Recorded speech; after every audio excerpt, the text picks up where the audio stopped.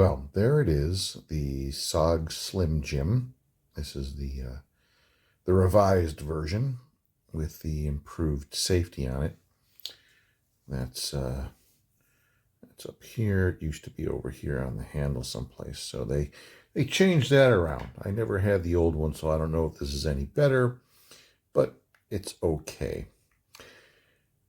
You know, I really wanted to love this knife, and it just wouldn't quite let me get there because it wouldn't deploy reliably. And I know a lot of folks out there have complained about this same kind of issue or situation, but I would like to throw my 2 cents out there with regard to my current situation, which I would actually categorize as mastery over the SLIMJIM V2. And it just came from a lot of playing with it, to be quite honest with you. And it works for me. Your results may vary. Of course, there's no guarantees in life. But I will tell you a couple of things that I did to help ensure reliable operation. And the first is light lubrication. So, as you know, this is a spring-assisted deployment on a folder. So the first area that you want to hit is, let me see if I can get it on here for you. You see that little spring tang that pops up with the blade? That is a lubrication point, and you need, that's a really good spot. You see the intersection of those surfaces there.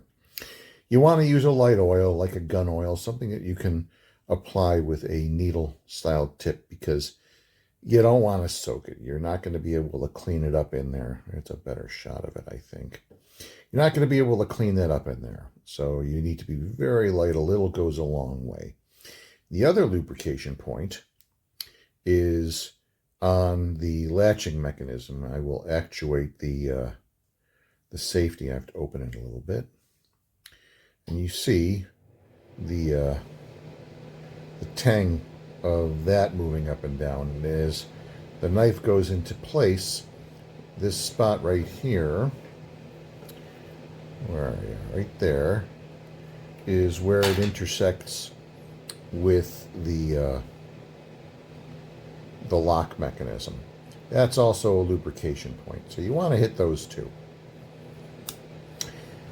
So my technique essentially is you want to make sure that the deployment of the knife is not swinging out in this direction. My knife's pretty well broken in, so this might actually work if I flick it sideways, which it did, but it doesn't do it reliably.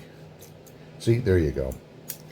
Out to the side doesn't work reliably, contrary to what might be a presumptive technique for opening it.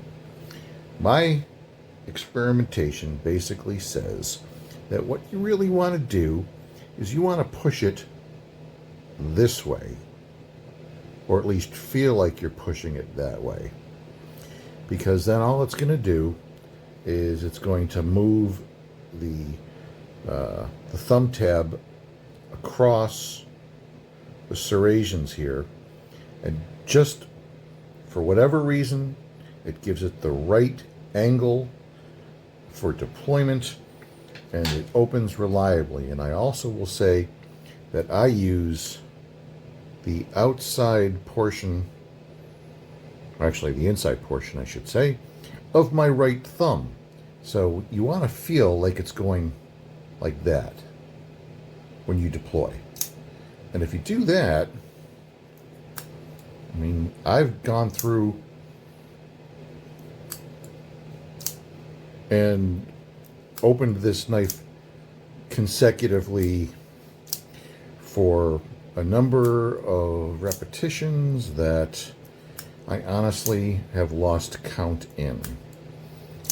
So that's how I would suggest you open it.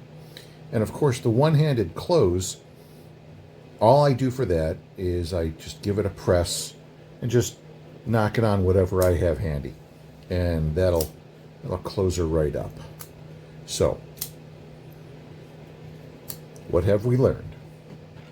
We've learned that lubrication, where are you? There you are, at this point, right there, the intersection is vital. And we've also learned that we want to lubricate right there.